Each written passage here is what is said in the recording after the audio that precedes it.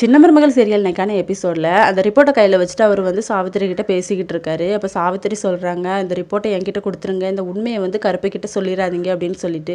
என்னாலலாம் பொய் சொல்ல முடியாது, நான்லாம் பொய் சொல்ல மாட்டேன் அப்படிங்கிற மாதிரி அவர் சொல்கிறாரு. அப்போ அவங்க கையில் இருக்க வளையல் எல்லாத்தையுமே கலத்தி கொடுத்துட்டு, இதை வச்சுட்டு தயவுசெய்து எப்படியாவது அந்த பொய்யை சொல்லியிருப்பா அப்படிங்கிற மாதிரி சொன்ன உடனே அவரும் நமக்கு நல்ல பணம் கிடச்சிட்டு அப்படின்னு சொல்லிட்டு போகிறாரு. அந்த டைம் பார்த்து கரெக்டாக கருப்பும் வராரு.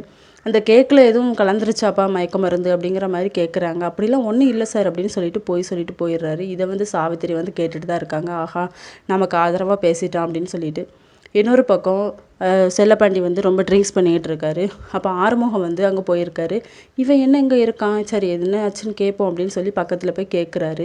அப்போ என் பொண்ணோட லைஃபே நாசமாக போக போகுது, என் மாப்பிள்ளைக்கு இன்னொரு கல்யாணம் பண்ணி வைக்க போகிறாங்க அந்த வீட்டில் அப்படிங்கிற மாதிரி சொன்ன உடனே இந்த சான்ஸை எப்படியாவது நம்ம பயன்படுத்தி எப்படியாவது ஒரு அமௌண்ட்டை கறந்துடணும் அப்படின்னு சொல்லிட்டு தாமரைக்கு வந்து கால் பண்ணுறாரு. தாமரை வந்து எடுக்கலை.